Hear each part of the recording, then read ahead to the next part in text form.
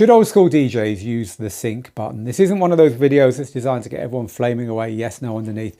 No, this is to help you if you're returning to DJing and you've done it on good old vinyl. You've done it on CDJs where you had to use the manual sync method back in the day because there was no actual button to do it for you. So you were using these controls here, the tempo controls, which still exist on modern DJ gear. We're looking at a piece of modern DJ gear here. You used these to get the tracks to the tempo you wanted them to be at. By the way, we're going to talk DJ gear. We're going to talk software. This is the DJ software I'm using here. We're going to talk music. That's what you can see in the bottom half of your screen there. That's a music collection. We're going to talk all this stuff in further videos in this series. But I wanted to start with the sync button because that's concretely the biggest thing that's changed since you were last doing it on vinyl or CDs, right? So back in the old school, back in those days, if you used CDs, it wasn't actually that much different to this. So what I've done here is put this DJ controller in the bottom half of the screen, and on the top half of the screen showed you the readout of the software that shows me the stuff you would see on a CD. So here we see the BPM, 130 on this deck and 120 on this deck. These are both set in the middle, so that's the actual BPM of these songs. And at the very top there, you can see a waveform for each of the tracks. And also in the middle, we've got the waveforms as well. Again, these are just posh versions of what you saw on even the earliest CD players had something like this on it. So if we wanted to match these the old way, this track on the left is the one that's nearly finished, and this track on the right is right at the beginning. I've got it there on the very first beat. If we wanted to mix this track into this track, we'd need to speed this one up or slow this one down, wouldn't we? And what we'd ideally do is speed up the one that we're going to be mixing in over the one that's going out of the mix. So I've speeded that up to 130 there, close enough. And that means that these are going to be pretty good. They're going to hold together well. So I can press play on this one. So they're both playing now. They're holding together well because the BPMs are very close. If they don't hold together well, of course, I can use this just to hold them a little bit closer together by nudging.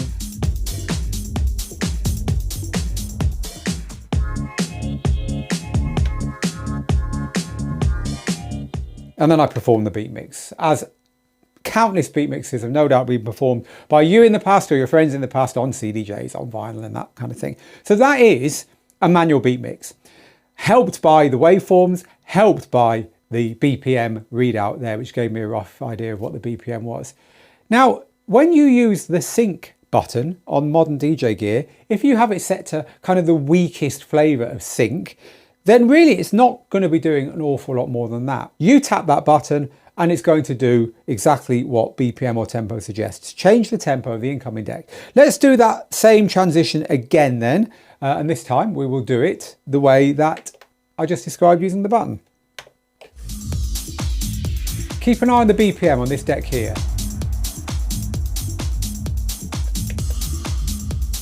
Notice that jumped immediately to 130.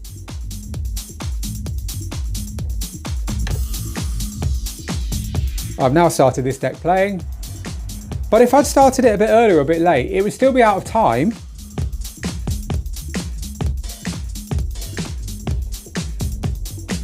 I'd have to keep it in time myself, which I just did then by nudging, right?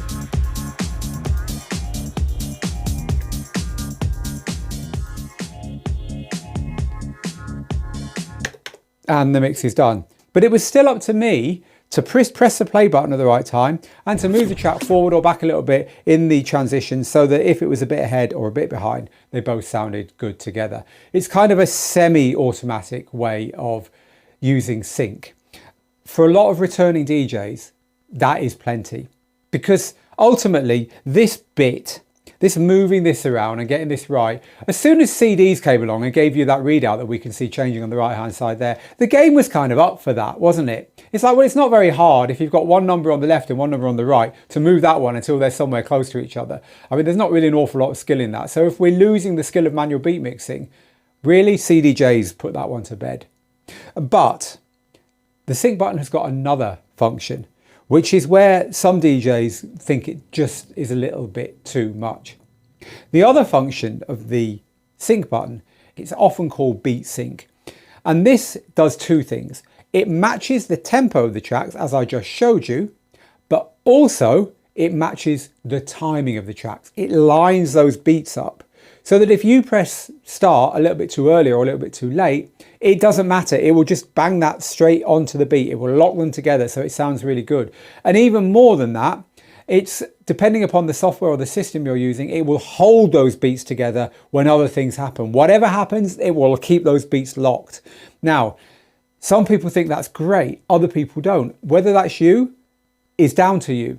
To give you a few ideas as to why it might not be great and why it might be great, it might not be great if you like to do things by feel. If you like to have an a cappella, which isn't really tied to a particular beat, but you like to just have the phrasing in a certain way, because the software will be fighting you to keep that on a beat. It's not very good if you don't prepare your tracks properly, because on modern DJ software, in order for that button to work, it's not mixing for you, it's lining up those lines you can see on the grid. Look at the grids in the middle there.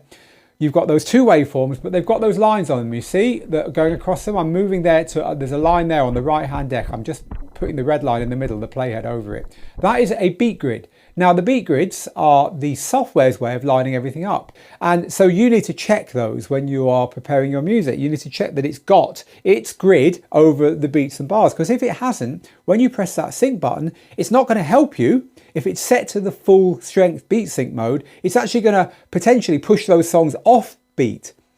So there's an extra layer of preparation involved for DJs. That if you're used to playing on this stuff, there's not much prep you can do on this stuff. You can maybe stick a sticker on it with the key written on it or the BPM, but that's about it. There's not an awful lot of prep you can do with vinyl. And CDJs, again, they gave you a rough BPM readout, but they didn't have this beat sync thing on them. Now it does.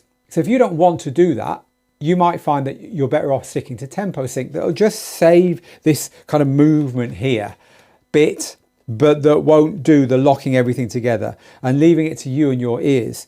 That's a good middle ground for a lot of DJs. The good things about beat sync, as you get more into DJing with modern gear, you'll realize it can do a lot more than just what old-fashioned CDs or vinyl could do. You've got looping, you've got cue points, you've got slicers, you've got the ability to beat jump and move around in tracks. You can easily have 4 decks playing. You can easily have 2 copies of the same track playing at different times and be mixing between them and doing all kinds of cool stuff, which means it might be quite nice to press a button and make sure everything stays in line while you're doing that stuff, right?